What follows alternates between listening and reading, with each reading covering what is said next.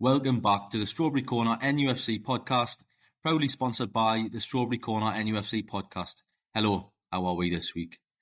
Our first guest has just returned from a week's holiday in Springfield, Illinois, where he's been eating Alsatian baguettes for breakfast, lunch and tea.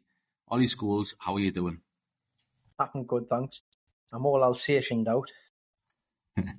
Before I introduce our next guest, Olly, I just want to make a public apology, mate. I know what you bring to this podcast, and I know it's a different angle. You bring the humour with kind of fringe festival level jokes. The problem you have is you're on a podcast with an idiot that talks over the top of them and laughs on the punchline. So I'm sorry, and it'll not happen again.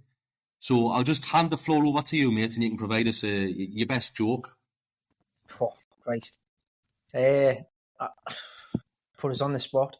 Right, so I went to the local video shop and asked if I could borrow Batman Forever. Bloke says, no, you've got to bring it back tomorrow. I think that's about the best I can do.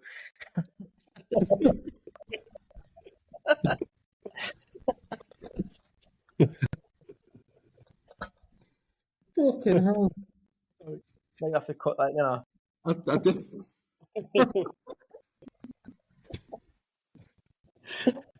Well, I'll just get me composure. Sorry about that, guys.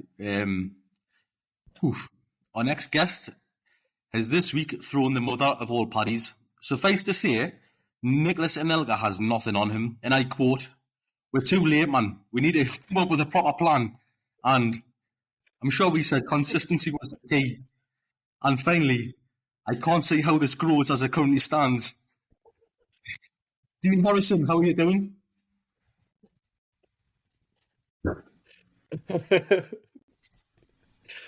To be honest, I don't know if I've had doubled up there. I think I'm still just laughing from Olly's joke, to be honest. The dad jokes are the best.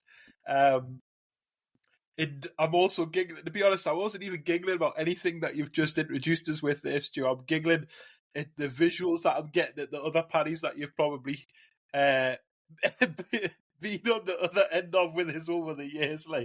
But I'm good and very much looking forward to just chewing the fat through this episode. Spot on. We did say, individually, I did say to Olly that you were right, but we're not going to tell you that. So we'll let you just think that we don't care about that. So let's move on. Just before we do move on, Dean, can I just get your permission to talk about the Wolves game? Talk about it as much as you like. Cheers, mate. Thank you. Let's move on then. Right then. Wolverhampton Wanderers 1, Newcastle United 2. I've wrote here, Olly. Easy work, yeah? Oh, Christ, it wasn't it? It was a tough one. It wasn't a very enjoyable game. I did, like I said before the game in the previous podcast, I said I would take a draw before the game. And I think halfway through the game, I was still thinking the same, but we just seem to never be out of games, do we? Even though we're not playing particularly well, we're never out of a game. So, and I think you're going to talk a little bit about game plans and things like that, aren't you, maybe? It just felt to me like we're never out of these games, and going 1-0 down, I didn't feel like that was the end of it. But it was a hard 4-2-1, and it wasn't the most exciting of games. No, Dean, just to bring you in here, something Olly touched on there, and probably just get your views on this as well, mate. In terms of the performances, and let's think about Fulham, but let's also think of the other games this season. Are you starting to worry, or do you see this as a ploy, as a different plan, a different methodology going away from home, and perhaps ceding control of games in order for us to finish games stronger? I think there's something in that. I don't know if I know exactly what it is, but, you know, if I go back to our early discussions and having that little bit of maturity in things and seeing games out and so on, I do feel like I'm seeing a difference to what we maybe have in comparison to last season. However, I just think there's something in it where we're not quite clicking, we're not quite firing it. And for me, as much as of the things that we can do better really lie in the final third. And I've mentioned it before, and I could see little adjustments where in the first half, I think it was Murphy and Joe Linton were getting much further forward than what we've seen previously. But Isak, for me, has been isolated, and and actually it was, you couldn't really say Shear's goal was a moment of brilliance, but certainly Harvey Barnes' goal was a moment of brilliance, and it was kind of like two individual things that got out of trouble rather than the way that we have come together as a team and, as I say, in the attacking part of the field. So, look, there's something in what you said about grinding results out, a little bit of character, probably a bit of a mindset shift, and a real sense of concentration in these away fixtures. And although we're not firing, that approach and that difference that we're seeing in comparison to last season is ultimately getting we're over the line, or at least getting a positive result.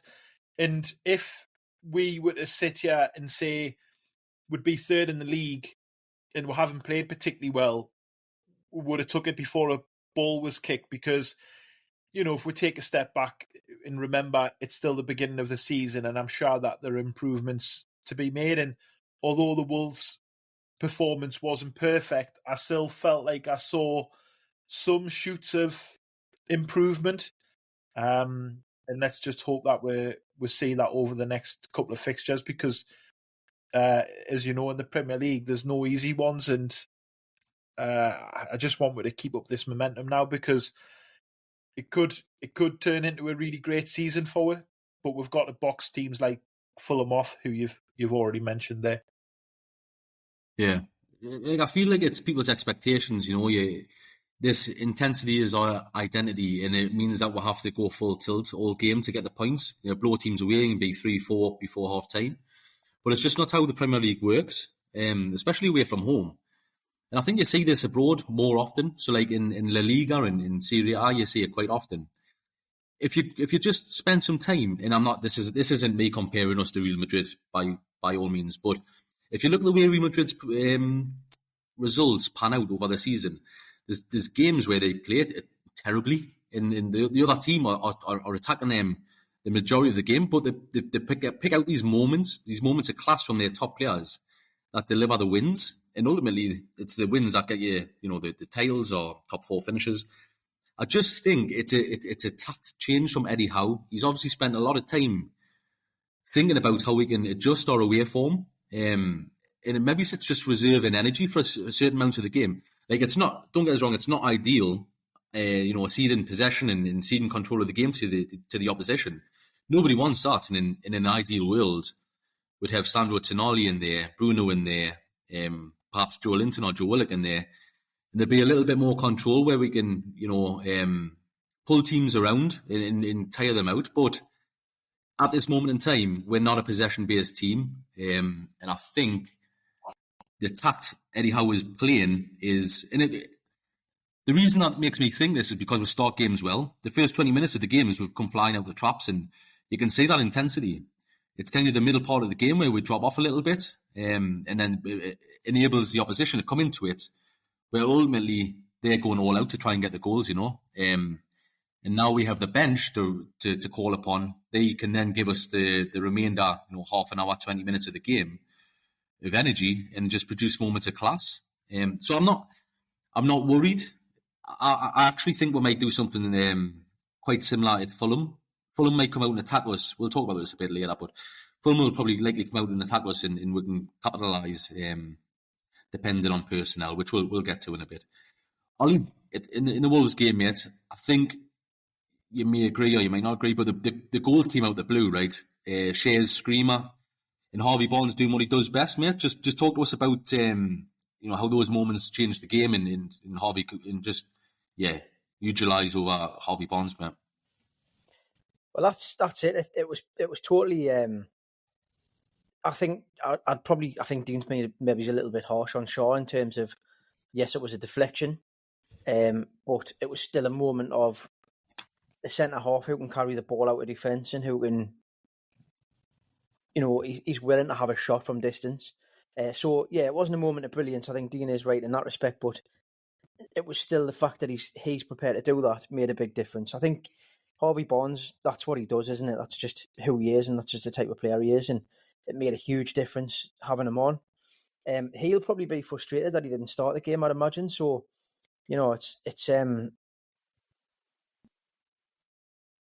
he's doing everything he can to earn a starting place in the side, and he's doing that for me. And I think obviously we'll talk about it again later on, but I think he's probably going to start against Fulham, especially if Isaac's absent. But he's just brilliant. Like, I absolutely love him. And when you think about, we were linked with Maddison for a long time, weren't we, that summer? We ended up not getting Maddison, but we got Barnes instead. And I know there was a little bit of, humming and hawing about whether it was the right thing to do and what have you. But I was really pleased from the start about signing him and about the difference that he can make. I've seen him play for Leicester for years and really rated him. And he's come here and he's doing exactly the same to a higher standard, really. He looks really fit. He looks like he's really up for it every time he gets the ball. He's creating stuff all the time. And actually, one of the things that I heard from my cousin, who was a Leicester fan, was he said, the way Eddie Howe plays his football, you're going to need players who are going to track back all the time, like Gordon does, and Barnes isn't that player.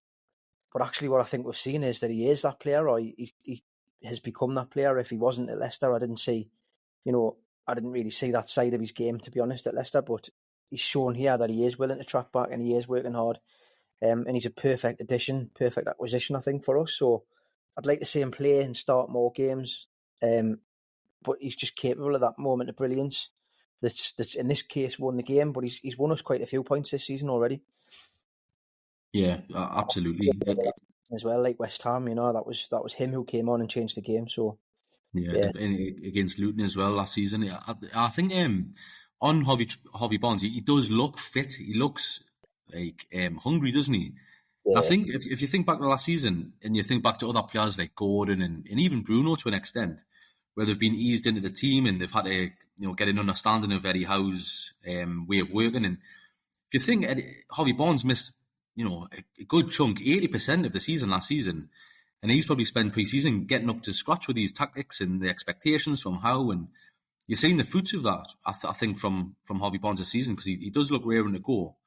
And just one other thing, I think it's a funny thing, isn't it, when you see players get pigeonholed, where it's like, this is what they do, they're unable to grow to be a different player. Like, that really jars with me. I don't understand that. Players can change and develop and add aspects to their game. So it's always funny, when you hear opposition fans say, Harvey Barnes, all he'll give you is goals and assists. Yeah, that's not a bad thought, is it, to be fair? Yeah. Terrible. Well, on that as well, look at Emil Kraft. Played right back his whole career, and we've seen him get dipped in against Man United. Didn't win the Carabao Cup at centre half, kept a clean sheet, and that's grown. And he's become trusted in that position to fill in when needed. And Eddie Howe recently mentioned that they've done a fair bit of work with him on the training ground. And actually, in terms of the future for him at Newcastle, Eddie, I'm pretty sure I said he sees him probably more as a centre half than a right back, and that's a nice segue, because if I can, I just wanted to touch on a couple of little bits and bobs, and just quickly, with the share thing, and I've mentioned Kraft on purpose. So, Ollie, you're absolutely right. I mean, what I meant by sort of that individual brilliance or that moment, it was just because there was a little bit of help along the way, but what I kind of reflected on, like, at the time, was Emil Kraft doesn't take that shot. Yeah. And he's been brilliant for it, but very much from like a defensive standpoint, and having Fabian Schär back into the team. I thought he picked up things pretty well, having missed the last few games, and he showed that little bit of creativity that he has, and that belief to actually even pull the trigger on that shot. And Jamie Redknapp was talking about it with the whole XG thing, and that he spoke about it being a bit of a nonsense. And he was like, just if the shot's on outside the box, you take the shot on, and you've got to speculate to accumulate. And unfortunately, that went into the back of the net. And then actually we nearly scored, I think, was it pretty soon after, because Fabian Schär got forward again, brave enough to get on the ball inside the opposition box, and just a nice little bit of movement. I think it was with Harvey Barnes and Schär were involved, I think. But yeah, look, anyway, for me, the kind of pigeonholing thing, you kind of, again, look at Anthony Gordon. He's had a fair little, I would say, criticism, is that too harsh for a word? I don't know. Had a little bit of criticism maybe, or a little bit of attention about his form this season so far. But he's played right across the front three. We're third in the league. We're finding a way. We're grinding things out. We're finding a way. And he's had to do a job in the middle of the field, unexpected. And I've heard a mixed bag of thoughts about how he performed. But for me, the first thing he did that impressed me was he closed the keeper down twice and got on the end of that. Now, what that does, even though nothing really ended up coming of it, it sets the tone for the rest of the team. And in fairness, I felt like his work rate off the ball could have improved a little bit. And I think what we saw on Sunday was just that little spring in his step, a little bit of confidence coming out with the international fixtures. And, for me, Anthony Gordon's performance, other than hitting the post, that performance in the second half, it was a bit of a thankless task, but shouldn't go under the radar in terms of the job he did for the team. So yeah, look, I think what we're seeing, Stu, with the squad, and you touched on Barnes and coming in and he's hungry. Well, that comes from competition. Players are able to play in different roles. That's helping with the competition. Eddie Howe will be brave to keep Harvey Barnes on the bench for the next fixture, given that he scored against Spurs and now he's come off the bench and scored against Wolves. It looks like this far he's doing the man management bit really well, but I do fear that if he doesn't give him an opportunity just to have a run of games starting, then that might shift a little bit. And I think he's shown that he's going to be a big player for Winner. I'd like to see him just get that run of a handful of games, and let's see what he can do starting rather than just coming off the bench and having an impact.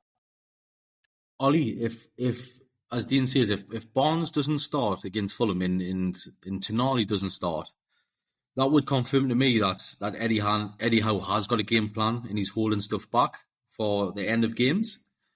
But are we at a point now, Ollie, where we've gone past that? And like Dean says there, and I totally agree with him, if Harvey Barnes doesn't start, that's going to quickly become an issue because he's producing, and in Eddie Howe's own kind of methodologies, if someone's producing the player. Yeah, it's a tough one, isn't it? He's got a lot to think about, and I think that's probably the fact that our squad's improved over the last couple of years, and the fact that Howe maybe is at a club now where he's not at Bournemouth anymore. He's got big decisions to make. Bournemouth team, no disrespect to Bournemouth, but a lot of the time that teams pick themselves.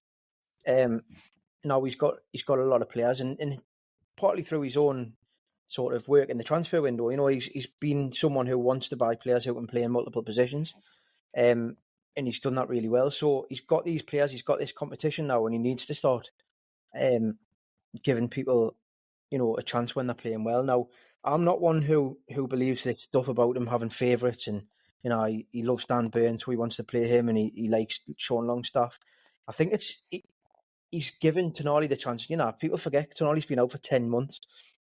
He's not just going to come and hit the ground running, although in a way he has. He played really well against Nottingham Forest, but he's not going to consistently do that. And I think the fact that he played 290 minutes in a week for Italy has meant that Howe's thought, he's probably not ready to play another game straight away. I'm going to give him some time to get himself back to full fitness. So I'm not that way inclined to think that he's got his favourites and stuff. I think he'll make those bold decisions. But you've got two players. I think that's probably the one place on the pitch that's sort of where we're really lucky to have two really gifted players, and they're both much better on the left than they are on the right. So it's difficult, isn't it? But I mean, for me, I think against Fulham, there's a chance he's actually injured. Supposedly got a toe injury, hasn't he? So I don't know whether that's why he went off or whether he just purely went off because of his nose. I don't know. But he's got a real chance to play Gordon up front and then Barnes on the left. So we'll see what happens. But I think, I'm not going to criticise how he picks the teams. He sees who's playing, how well people are training and stuff. So it's not that I'm going to, be really concerned and be angry with how or anything. But I think it does sort of start to feed it's going to feed the idea, isn't it, that he's got favourites and that he's not picking people on form maybe. But it's, for me, I don't buy that. I think it's more about he's doing what he thinks is best for Newcastle, and having Barnes as a substitute is a massive weapon. He can come on when there's tired legs. He can run at people like he does, and he's capable of those moments of brilliance. But he's also capable of beating people and putting crosses in and creating assists and stuff. So I think Howe knows what he's doing, and I trust him. But it's not great. It's not a great aesthetic, is it, for people who've got those preconceptions? Yeah, for certain. I think even kind of before the game kicked off and the team sheet was announced, the discourse on social media was quite angry that Tonali wasn't in there. But I think it was pretty obvious that he wasn't going to play. Like I was under no illusion that he was going to be on the bench. Like I say, he started 90 minutes in both games for Italy, and the addition of this James Bunce is his name, I think, the performance guy. Like that's just going to add that kind of flavour to the squad, where he's going to highlight where red zones are, and can you imagine if Tonali picked up an injury, it would be devastating. So yeah, he's definitely going to be eased back in like that. And on Harvey Barnes, in Dean, I don't know if you agree on this one, but these impact subs, they make a massive difference, and it makes me just think of teams that have had this in the past, and it's a luxury, right? It really does set you apart from the Aston Villas and the Chelseas, where you've got someone like Harvey Barnes and Joe Willock that can come off the bench and perform how they can. I'm thinking back to kind of when Man United would rotate the squad and Ryan Giggs would come off the bench ultimately and score a goal. Like it's that strength and depth where you can affect games at any moment, Would you see? Obviously, this is a squad game now, Dean. Do you see this continuing for the rest of the season? Keeping some stuff back on the bench to come back in later on. I do. In long may it continue. I think the first name that sprung to my mind was Ole Gunnar Solskjaer. He was like a real super sub for Man United, and look, I think for me, what we're seeing with these are really good challenges to have, and what it's doing in turn is it's keeping those that are getting a starting berth on the toes, keeping them on the toes. It's keeping people like Harvey Barnes hungry. It's also giving players like Sean Longstaff probably that confidence to go, do you know what it is? The easy thing to do would just be like, hook him and I'll stick Tonali straight in or whatever it is. But the fact that Longstaff started again and it's like, yeah, got the confidence. You, as a player, you want to feel like the coach trusts you when he puts you in. And over the course of the season, that's really important because it isn't just 11 players. It's going to be a case of using 20, maybe 20 plus players. And look, maybe there's a little bit of a mental thing in there as well around coming off the bench with a point to prove. And it's a different kettle of fish when you come on for 10 minutes, 5 minutes, and actually being given a full half or 30 minutes. So I do think we're going to see things sometimes that we probably can't get our head around. We're not quite sure what the crack is. Is there a bit of a long-term plan in there? Whatever it is. And I think just to kind of touch on some stuff that Ollie mentioned, like for me, even if I would, even in who am I to say anyways, but even if I were to do something different or I see it differently to Eddie Howe, I don't care because I just trust him to do his job because I think he's a top coach. and going back to like the point I made about Emil Kraft, or we'll talk about Joe Linton or whoever, tell me how many other coaches in the Premier League can convert an Emil Kraft from bloody right back to be able to play at centre half and not just do a job, but do a bloody good job. There aren't many, and I think, did I mention it in the group chat about that little graphic Sky put on? Since Eddie Howe joined the club, Newcastle have got the 4th most points in the Premier League, not forgetting where we were when he took over, by the way. There's nobody else that I would trust with our players more so than Eddie Howe. And even if you put a little fancy foreign name on the end there, it wouldn't matter to me. Eddie Howe's good enough. And yeah, long may it continue. Whatever he's doing, Stu, whether we can put our finger on the pulse with it or not, let him crack on with it. I think we're in a good place. Ollie, I totally agree with everything you said there, Dean. Ollie, I think obviously the narrative of the game has been against Wolves has been tough and well, maybe perhaps a little bit lucky, etc. But if you look at the start of the game, right, you've got Isak putting Jacob Murphy through, and he should have really done a lot better there. Either side of the goalkeeper and it's a goal. And then also, Anthony Gordon creating that chance himself with a mazy run where he's hit the post. If it's 2-0 at 20 minutes, that game's completely different, right? Totally, I think that's the thing, isn't it? It's those margins that change games and change the dynamic of the game and change the outcome ultimately. So we're not playing badly. We're not doing, we're not playing badly at all. So I think we just need to keep doing what we're doing, and we will start to click. I think that's what's not happening at the minute, isn't it? That we're not clicking, and it will happen. Hopefully, it'll happen on Saturday.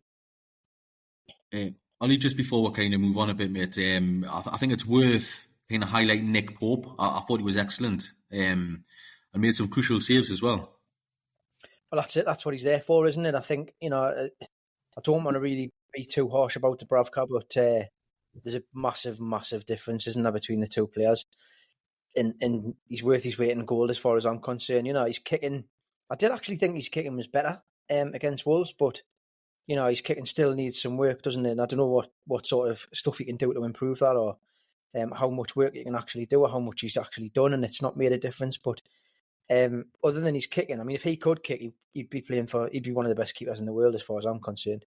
So yeah, what a massive difference he made. A couple of great saves, very similar to the Leicester save actually. Last game of the season before we qualified for the Champions League. So when everyone thought that was it, we're going to draw the game and or lose the game, sorry, and not qualify for the Champions League, but actually great save, and he's done the same again last week. Dean, I know you've got a couple of more points to come on the Wolves game, but any other individuals you want to highlight? I think personally, Joe Willock made a massive difference when he came on with his direct running. And Ollie, you mentioned it a little while ago about seeing Joe Willock in full flight is such a nice thing to see. And he's got a funny way about him, hasn't he? Sometimes it's like, not sure if the ball's going to stick at his feet, if he's going to beat a player or whatever, and then he's gone and he's away. I really love seeing him just get into that sort of left-hand side of midfield and get forward. He made a difference, and I think, again, and we talked about it earlier there about having some good problems, Eddie Howe is going to have some real headaches with that midfield. But I just think in terms of the bigger picture, I think it can only be a good thing, and I think those players will hopefully be driving each other on at training, and that'll play out then as a positive into games. If I can go back to Nick Pope quickly, I feel like he's really hung on to like that thing that we were probably all told when we were kids as well. I remember playing in defence, and probably the first like piece of advice was like, if in doubt, kick it out. And I feel like that's really followed through with Nick Pope all this way. I think there's something about and with the ball at the feet, where like I think there was a comment on the telly at the weekend where he's a bit slow with the ball at his feet or whatever, but it also tells me that he's not panicking, and sometimes when everyone else is panicking, actually he's probably not. But for as much as that's an area that he can improve, I mean, that save, particularly at the end, was outstanding. And if it doesn't get a strong hand as it does, and it gets a fingertip or whatever, then the result there is probably very different. Whether it goes into the back of the net with a fingertip or whether it falls in front of a Wolves player, that's a really strong hand and gets the ball away and out of danger. So impressed. I think other than his kicking, I think he's excellent in all other areas. The one thing, not so much touching on individual performances, but just to wrap up on Wolves, I wanted to mention something that sort of used to annoy me a little bit after games if you've not got the result that you wanted, and you would typically be asked, what happened today? And my response in time was just like, well, believe it or not, there was another team on the field and they had different ideas to us about winning the game. And I think, when I was watching that fixture, and as you said, it could have been 2-0 and we could have been out of sight and it could have been a different game, but we weren't. And I thought Wolves were poor, certainly initially. And that Jacob Murphy move, I thought would just cut through them. And I thought, they could be on the end of a little bit of a hiding today. And it turned out to not be the case because they eventually got the heels dug in. But the point I'm making is, I do think Wolves will struggle this season. I think they'll be right in and amongst a relegation battle based on only that small sample size. But I think that's where they'll be. So the reason I mention that is if they're going to be a team that's struggling this season, and that was the type of fixture and performance that we've had to get through, it just shows that there are no easy performances. And I think as much as, I think we know this because we probably talk about it quite a bit in the group chat and that, but as much as the public can focus on Newcastle, the media can focus on Newcastle, performances haven't been quite right or whatever, we're still third. And you know what I'm like. I'm quite passionate, so I can get frustrated about things, but I'll equally give credit where it's due. And in all of these fixtures this season, it's not going to be plain sailing. It's not just going to be what we're doing. There's another team of highly capable players trying to do something to counteract what we're trying to do. And I just think sometimes when we see pundits analyse and, in reporters or whatever it is, I think sometimes we just forget that completely.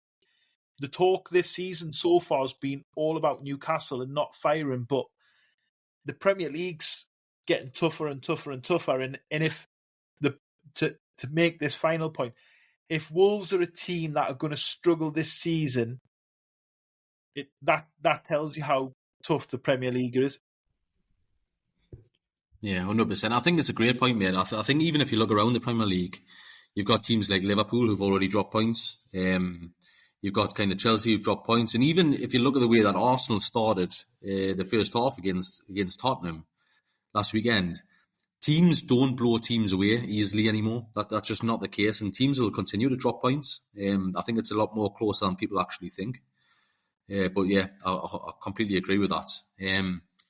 Right, let's move us on to Fulham away at the weekend. So it is a regulation 3 p.m. on Saturday, no TV. Where's Sky like?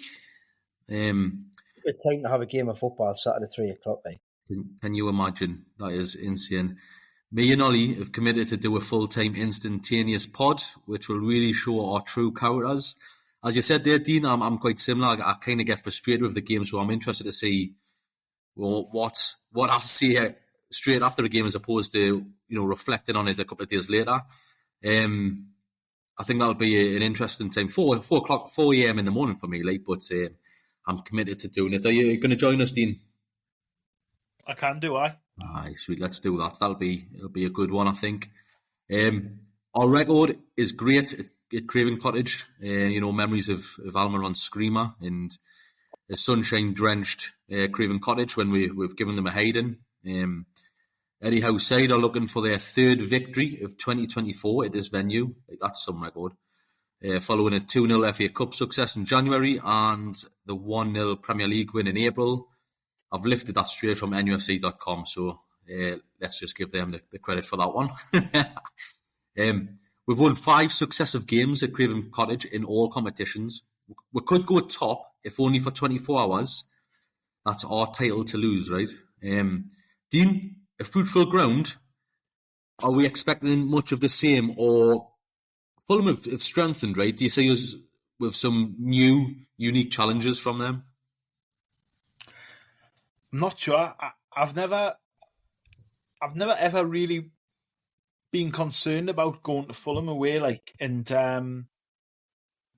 there's not probably much substance to that feeling either. I think there's maybe just something in it, like it's a generational thing in being used to Fulham being in the lower leagues and then coming through, and I still probably have a little bit of a mentality of they're a smaller club in the Premier League, which there's no negative feeling towards that. As I say, it's maybe just a generational thing. So whenever we do go to Fulham, I always fancy with. But I do think they're a decent side. I think, if I think about like Emile Smith-Rowe that they've brought in, for example, young talent from Arsenal there, if they weren't a decent side, then they wouldn't be attracting talent like that. So let's just see. I think I'm going into it feeling pretty good about it, pretty open-minded. But, in good fettle, Stu, and just very much looking forward to it. And, and I think in any away fixture really this season, if we take a minimum of a point, then you kind of move on and you collect your point and you think about the next fixture. If we can get 3, brilliant. As long as we can avoid defeat and we can kind of continue building this momentum, I'll be happy. Again, if we see some little shoots of improvements in terms of performance, even better. But nothing to be fearful of.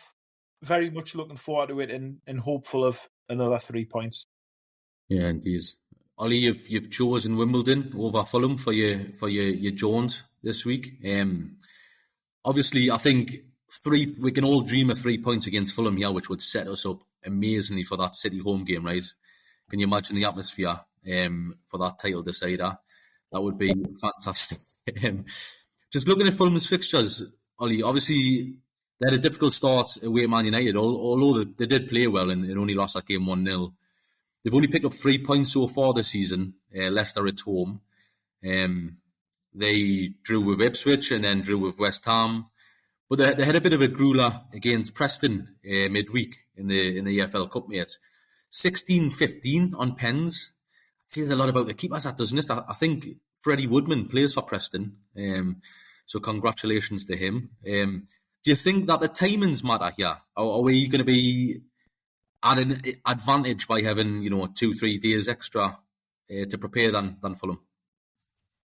Possibly, yeah. I think it often happens, doesn't it? But then I think the pressure will be less on us as well because the other teams are playing later. So if we win and go top, for even though it is for 24 hours, it just puts that pressure onto them instead of it being on us, which will make a nice change.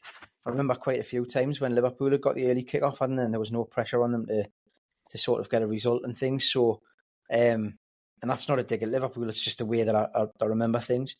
I don't know whether Fulham have improved their side or not.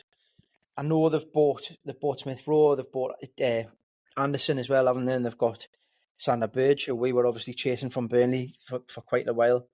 And they've also loaned Reece Nelson, although I haven't seen whether he's played or not.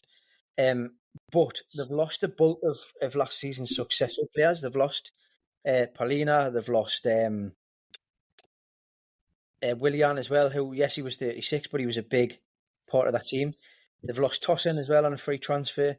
And they've also lost Bobby Cordova-Reid, who, while he isn't a world beater, he did really well for them and he had a pretty good record for them. So I don't know whether they have strengthened as such, but they're certainly no worse off than they were last season. It'll be a tough game, as Dean said. Like, there isn't an easy game in the Premier League, so I'm looking forward to it. I'm optimistic about it. This doesn't feel like a game where, for the Wolves game, I was thinking the way we're playing, the way Wolves can play, I would take a draw now. I'm not so sure I would say the same about Fulham. I think, I wouldn't take a draw at the minute. I'd like to play the 90 minutes and win it. Not that it was my choice to have anyway, but I feel more optimistic about Fulham than I did about Wolves. So bring it on. Yeah, for sure, mate. I'll come back at you, Ollie, in a second. We've got, obviously, a bit of team news. Isak is doubtful with a toe injury. You mentioned a bit earlier. Obviously, we're still without Botman, Lascelles, Wilson and Miley, all still out. No return date mentioned as yet for Wilson even. Yes, Ollie? I think it was quite interesting. I noticed that both Lascelles and Botman have made the 25-man squad. So, that gets refreshed again in January, doesn't it? So I do wonder whether we're likely to see them this side of the Christmas, It would be strange, wouldn't it, to put them in the squad if they had no chance of playing. So I do wonder whether actually they're not that far away now, which will obviously be great to have both of them back.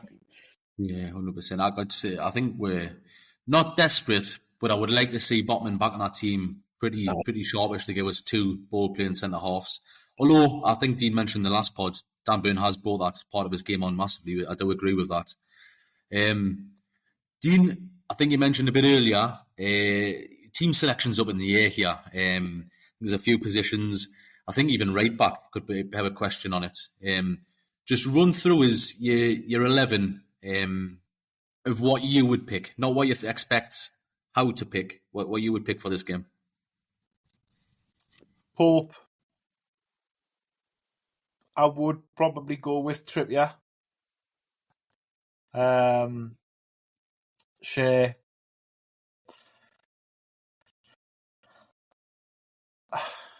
I'm tempted to have a look at Lloyd Kelly at centre-half. Whether I do that or not, I don't know.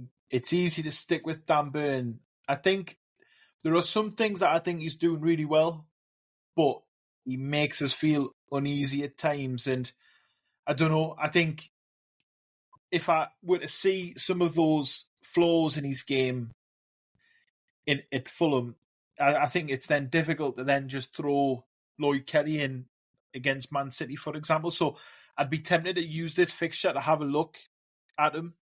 But as I say, I don't think Eddie Howe will do that, but I would be tempted. Dean, just quickly on that Burn point, mate, because I think it's a point I missed on the Wolves game. But Wolves' goal, I know we didn't mention it, and Sean Longstaff's been kind of throwing on hard goals for this pass, right? But the ball's travelled 60, 70 yards from there. And I'm actually of the opinion Sean Longstaff trying something positive is a good thing. He just got caught out. But my concern with that goal is Dan Burn's positioning. Now he gets touched tight, miles away from goal, and the Wolves centre forward skips past him with relative ease. And Dan Burn does not have the pace to recover. That's my biggest worry. That's a bad decision. And then obviously the ball gets crossed in, and there's a goal from there. But Dan Burn's got to do better there. He's an experienced defender. You give yourself 5 yards there and take him down the line. Just wanted to add that there. Sorry, mate. So you're obviously keen to see Kelly at centre half, but then Hall, does he get another start or does Kelly start? Well, that's it. I think it depends on which avenue you want to go down with this. But if I can't, so Pope, Trippier, Shea, I think with Burn, I think I'm just bringing Kelly into the equation because I think it would be interesting to see him in that role rather than seeing him come on at left back.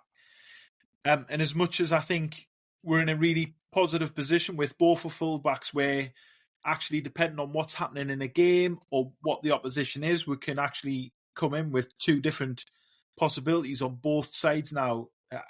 I don't remember too many times really in my lifetime when we've been able to do that. So But I just think I want to see what Kelly's got in his locker at centre half, and can he actually improve with there? Because,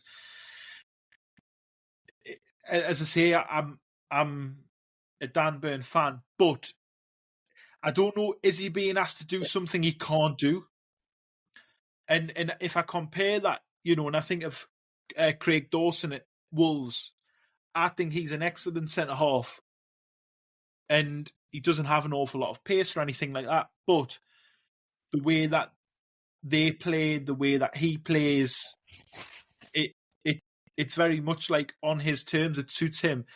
And when I watch Dan Burn and I watch, like, when we do get countered or if we're high up the field, seeing anybody get in behind and have to turn him around, it makes us feel uneasy. And I think with the Wolves goal, there were a number of issues. Yes, Longstaff's give the ball away, but as you say, he's trying to do something positive on his first touch. Dan Burns at fault a little bit, but also Bruno was massively at fault, and I don't remember who it was. It was the new fella, wasn't it? He let the Wolves fella, I think, was it his compatriot from Brazil? Is it Gomez? I'm making that up. Let him go past them and lost them, and I know he's not a holding midfielder, but if we're talking about the number 6, you can't let him go, and he did. So there was a few people at fault for that, but I just anyway think with Dan Burn, I recognise and I appreciate his attributes and his qualities, and for me, you can see it even if whether you're in the stadium or whether you're watching on the telly, his organisation skills and everything, and I don't think they should be unappreciated or undervalued at all. But I don't know. It goes back to the point that we've talked about having favourites and things, and Dan Burn would come into this category. I would just hate for it to be a little bit too loyal and a little bit too biased to not actually have a look at Lloyd Kelly. And in truth, it's probably not many better fixtures to have a look. So maybe what I would do, and as I say, different to what I think Eddie Howe will do, and I'll have no problem with it one way or the other. And I would probably go with that rather than changing Lewis Hall just to begin with. I do think with Lewis Hall, there's got to be some improvements, but I honestly don't think at times he's probably been helped with Dan Burn, because I feel like between them, the building a new relationship there, but they're getting caught out in position and whatnot sometimes. I think with Lewis Hall, I'm at the point where I've accepted that we've got to be patient, and I'd rather try and invest in a player who's at the beginning of his career than I just don't want to keep dipping him in and out of the team. And I think it's fine to do that from time to time, but not game to game. Like the kid needs a run of games. So, and again, putting it into context, we're talking about Fulham. I feel like it would be the right thing to do. I think in midfield, really fascinating. I think the midfield's an area that we're really not functioning completely at the moment, and I think ultimately Bruno starts. I think for me, Tonali starts in this one, and I think it's probably pretty drastic, but Joe Willock starts also. But I'm comfortable again if Eddie Howe goes with something different. Like, I'm comfortable whichever way it goes, and ultimately, if Joe Willock's starting, we'll see Joe Linton later in the game or whatever. Fine, no problem. But for me, I think I just want to see something a little bit different, anyways, with that midfield. And I know it's not going to happen, but I just want to see one of the midfielders playing a little bit further forward, and to not leave. And it's been Isak, of course, before, but maybe not on Saturday. But not leave him isolated, and maybe with Joe Willock in the team, he just gets with that little bit further up the field, gives another little goal threat, another kind of creative player, rather than someone who's there to sit in, do a job. because I feel like between Joe Linton, Bruno, and Tonali, I feel like you're getting a lot of similarities within that, and I know that they are different players. Like Joe Linton's a very different player, but I think for me, Tonali's the most well-rounded of them all, and yeah, Tonali, Bruno, Joe Willock. I think there's a lot of balance there. Yeah. Do your front line in 3 seconds, mate. 3 seconds. Barnes, Gordon, and probably still Jacob Murphy. So you would go Jacob Murphy? Okay. It's a great debate there, mate, about the Lloyd Kelly. I was thinking about that as well, actually. I think that could be a really good time to play him. Ollie, like, hard to disagree with Dean's view of the team. Anyhow, though, do you see minimal changes, or do you think he's going to make big changes here? I don't think there'll be big changes. I think if I was to pick apart Dean's starting lineup, I'd say we'll probably need Joe Linton in there, because the midfield of Willock, Tonali and Bruno, we don't have any tacklers in there, and I think that's possibly what we need away from home against Fulham. That would be the only change I'd make, really.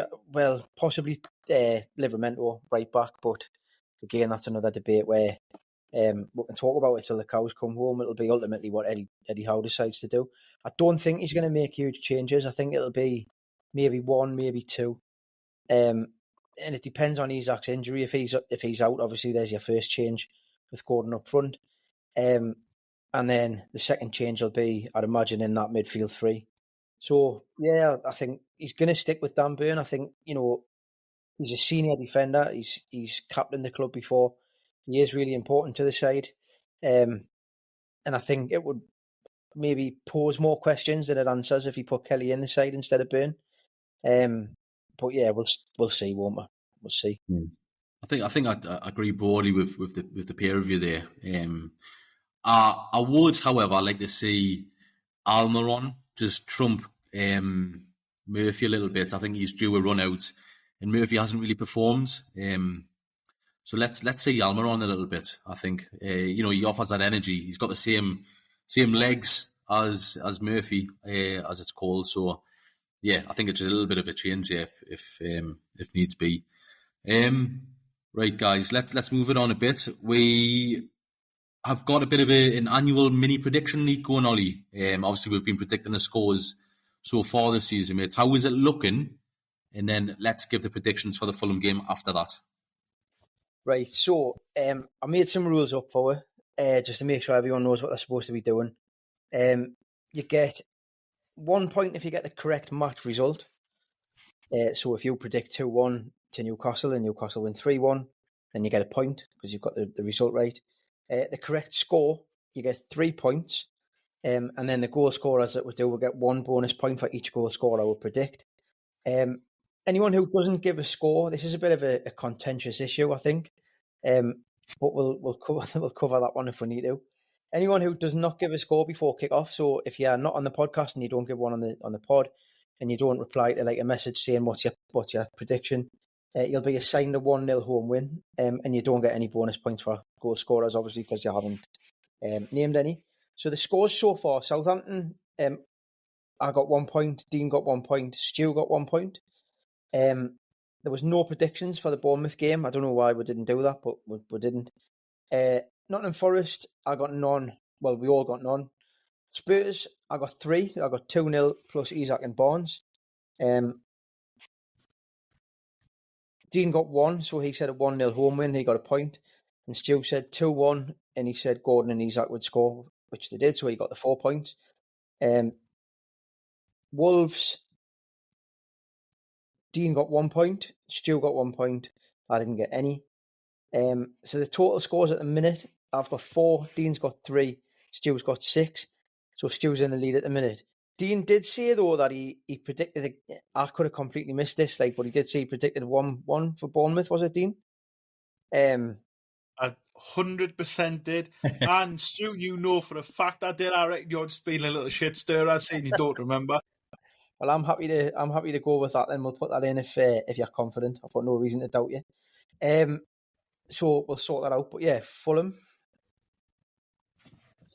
So you start off, Ollie. What are you thinking? I'm thinking I'm going to go for 3-0 to Newcastle. And I'm going to say Gordon. I'm going to say Bruno.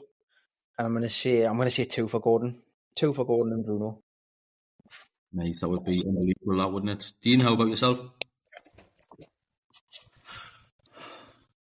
I think I'm going to take this seriously now, by the way, because as we discussed in the group chat earlier this season, one of the fucking goal scorers I predicted, Nick Pope, just take the piss. So I think I'm a little bit concerned about Isak, but I'm going to go with 2-1 still. I'm going to go with 2-1, and I think I'll go with Gordon and...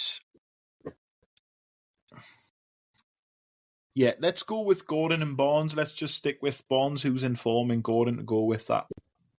But I'm going to go 3-1. I think Gordon will get 2. I think Tonali will get 1. And that would be, 3 points on the board. Happy with that. Just to mention, obviously, we've got the predictions going now. The loser, so who finishes third, has to do a recording, dress up as a Geordie dancer and sing Dancing With Myself. So that's the motivation not to finish last. And we'll post that out onto socials at the end of the season. And that can be our annual competition. Sorry to add them points on for Bournemouth now. Yeah. Competition's just heated up. Yeah, I'm just, when I think back, the amount of pints I bought the Geordie dancer just for being present, like, I want that money back, I think. Right, as we're just wrapping things up here, just a few more things to mention. Ollie, it seems to be a giant Adidas sign where you sit, mate, in the stand. You happy about that? Well, I am, but I wish I could have got my seat. I've already tweeted Lee Marshall to see if I can get my seat, or if they've been stuck in a skip somewhere. And I'm genuinely prepared to gun in all the skips and find my seat, like, if they're still there. Like, I'll do that. I signed up to that £500 bond, like, about 100 years ago. And one of the things you got with it was a little certificate, and you got your name on your seat. So it's been my seat for as long as I can remember. And it's got my name on it. So I've always envisaged that and my dad's being in my back garden as like a sort of garden bench thing. And if they've just thrown it in a skip and took it to Adidas headquarters, I'll be devastated. So this is an appeal now. I'm going to set up a GoFundMe. GoFundMe, just to let me have like a couple of hours in the skips outside St James's where I can find me. I'll rummage around and find me seat. Where's me seat like? Where's me seat like? I think has the world moved on where they don't just paint them, they take them out and put a new one in now, like? I think so. Like, although I've seen some clubs will like get like some kind of flamethrower and like melt them back into like the colour. I've seen that. Was that not Sunderland? I think that was maybe the Stadium of Light, where they were like, You couldn't tell though. They still look pink to me. Yeah. Dean, I seen this week Andy Carroll had his contract, or he certainly got his own way and got to move to Bordeaux. An interesting move for him, because I think Bordeaux got relegated down to the 4th division. Seems like he's just prolonging his career here. He obviously loves playing football, but I just love that picture of Andy Carroll in some small wine bar in Bordeaux just getting absolutely hammered. I think he's just had a scrap with Stephen Taylor at the weekend and all. Funny, like, it's amazing, isn't it, how careers can go off in all sorts of different directions, but you'll not need the money, I would suspect, so fair play for still just having a bash at it, like, and more so, to be honest, the Bordeaux thing, like, to be down into the 4th tier now of French football is a little bit sad, isn't it? And, you know, in our youth, remembering them really playing in European competitions and having some great players kind of come through there, so a little bit sad, but yeah, odd, but nothing really surprises me in football now, so all the best to him, and yeah, we'll see how many. I don't think he was in the 2nd tier last season, wasn't he? And didn't get a lot of goals, I don't think. So let's see how many he bangs away in the 4th tier. He was at Amiens, wasn't he? I think I read somewhere as well that he was really enjoying it in France because he doesn't get any like unwanted attention and things like that. And it sort of takes me back to a time when me and my friend John were in Flares one night during the season as well, and Andy Carroll was in there. And me and my mate said, "Oh, Andy, do you mind if I have a picture?" And he just went, "No." And that was it. So I went, "All right, no bother." I went to the bar instead. I feel like there's about 10,000 stories of Andy Carroll of that same story. Did the same to me in Blue Bamboo, but never mind. He did. Some establishments, doesn't he? And then he did try. Actually, this isn't behind the paywall, so I'll not go there. Let's leave it there. Just before we wrap up, just to the listeners and to maybe the people that follow us on socials, we're going to get the pin badges stood back up. So the website will be stood back up this week coming. Look, keep your eyes open for that. On all socials. So just to recap on my socials, we're at Strawberry_NUFC on X, on Threads, on Instagram, and on Blue Sky we are at Strawberry.NUFC, Ollie? Yep. No, Strawberry NUFC. Strawberry NUFC on Blue Sky. So you can catch us there. And until next week, how are the lads?